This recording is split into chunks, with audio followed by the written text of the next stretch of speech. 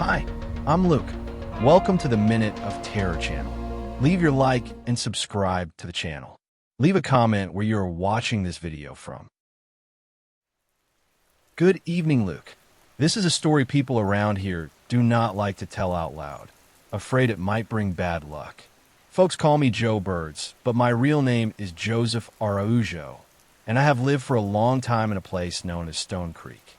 The silence of that week, many years ago, was not from God. Out in the backcountry, we were used to the sound of animals, the wind moving through corn leaves, but that time the world felt like it had gone silent out of fear. It all began when the hens stopped laying eggs and started to disappear. On the dirt floor of the coop, all I found were eggshells unlike anything I had ever seen. They were black eggs, the color of wet coal, shining like oil in the sunlight. There was no yolk inside, only a strange emptiness that sent a chill down my spine. Tired of losing my animals, I grabbed my kerosene lantern and an old shotgun to stand watch through the night. I hid behind some crates, breathing in the smell of mold and dry earth. Around 2 in the morning, I felt a strange cold along my back, a cold that came from inside.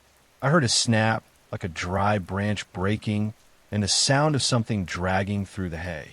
When I turned on the lantern, my heart nearly jumped out of my chest. There was a creature at the far end, crouched over my dead hens. It was ugly beyond reason. It stood a little over 3 feet tall, with a human-shaped body twisted all wrong. It was covered in thin, dirty feathers, like the neck of a sick buzzard.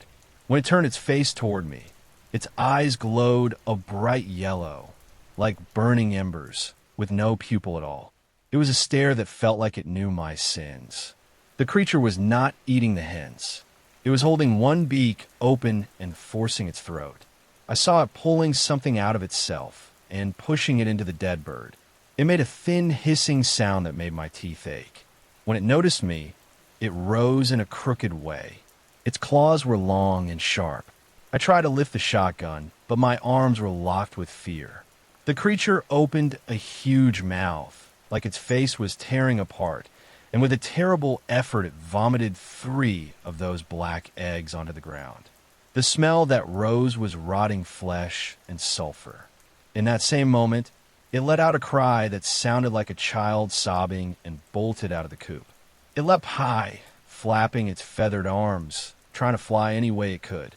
But its wings were no good for that, short and heavy. It slammed into a wire fence, got back up fast, and ran clumsily into the dark scrubland.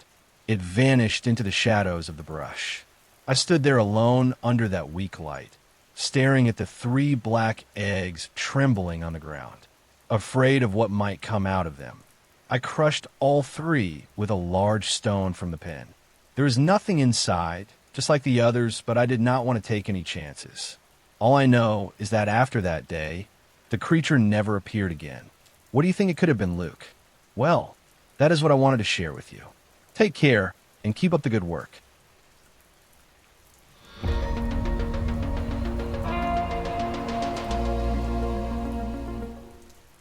Hi, Luke. Good evening.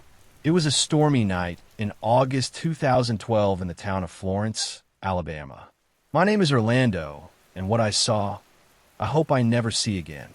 I had left a coworker's house late, over in the 7 Points neighborhood, and I decided to shorten the trip by taking a secondary dirt road that cut through local farms and saved about 20 minutes.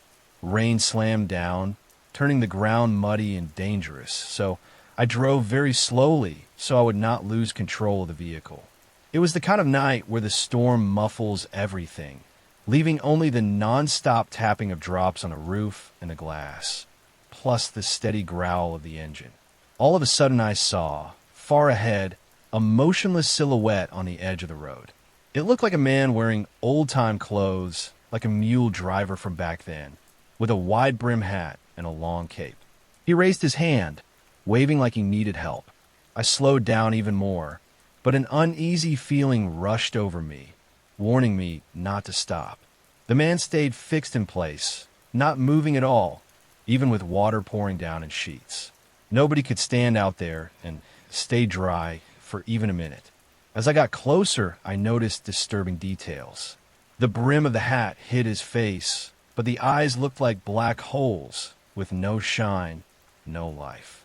My pulse spiked. On reflex, I floored the gas and went straight past. In the rearview mirror, I saw he was still there, standing, staring hard in my direction. I tried to convince myself it was just a farmhand needing a ride, but the discomfort would not fade. A few miles later, when I started to relax, something unbelievable happened. The same man appeared again at the roadside, in the exact same pose, waiting. It was impossible. I had passed him minutes earlier, and there was no intersection or turnoff that could explain him showing up again. Fear hit hard all over. My instinct screamed not to brake. I accelerated again, leaving him behind without daring to look in a mirror again. I got home with shaking hands and my heart racing. I told my sister everything. She was still awake, waiting for me. She laughed and said it was probably a local trying to get out of the rain, and my imagination had blown it up. But I could not sleep. The image of those empty eyes kept pounding in my head for days. Sometime later, I talked to an elderly man in the area who knew the old stories. He went serious and said that decades earlier a wagon driver named Mr. Manuel had died on that same road on a night of violent weather. He lost control of the wagon, went down an embankment, and was never found. Ever since, people say his soul wanders rainy nights, showing up to lone drivers, asking for a ride he never gets. If you stop, the legend says you never make it down the road again.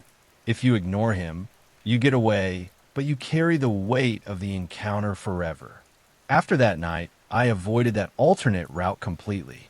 Even years later, when I have to pass near the area during the day, I feel an involuntary chill.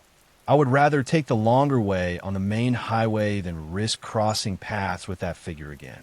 I was not someone who believed in hauntings, but what I lived through on that muddy dirt road changed how I look at rainy nights out in the country.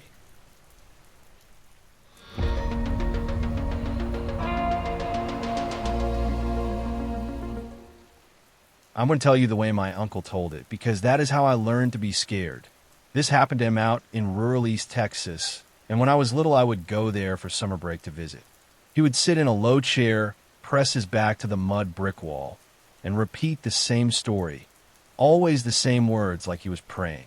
And me, a kid, I thought he was exaggerating, until I started dreaming about the sound. "Listen here, boy," he would say. "Out in the woods, there are sounds that are not animals."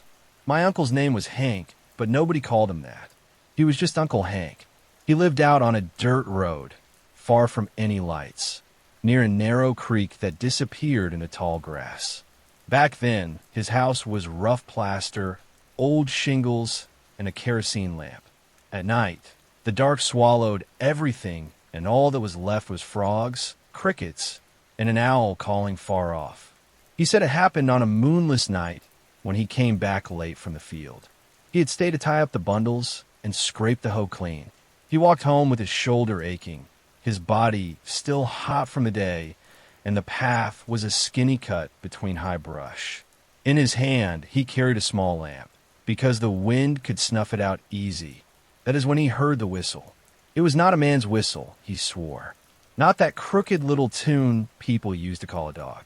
It was a clean, long whistle that rose and fell like someone blowing across a bottle. And it came from the woods, down by the creek, where there was no house, no trail, nothing. He stopped. The whistle stopped with him. That is when he said it, always the same. When the woods stop with you, it means something is listening. He tried to act like it was nothing. He started walking again, the lamp shaking. The whistle came back, closer, keeping pace with him. One step, one breath. One step, one breath. Except, it was not behind him. It was off to the side, like something moving through the grass alongside him, without a single leaf sound. My uncle sped up. The whistle sped up too, like it enjoyed it. Then, out of nowhere, an owl called from way up high, on the top branch of an old pecan. Only the sound did not come from above. It came from the ground, like someone crouched down and copied the owl with their mouth, right at the edge of the path. My uncle swung the lamp toward it. The light hit something white, low, motionless in the grass, like cloth stretched tight, or skin. He said, "Who is there?" and his voice came out thin, his chest locked up.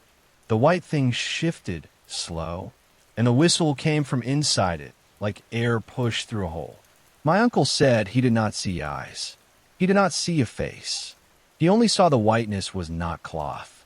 It was like a person too thin, skin too pale, nearly colorless, bent the wrong way, neck turned around backward, watching without looking.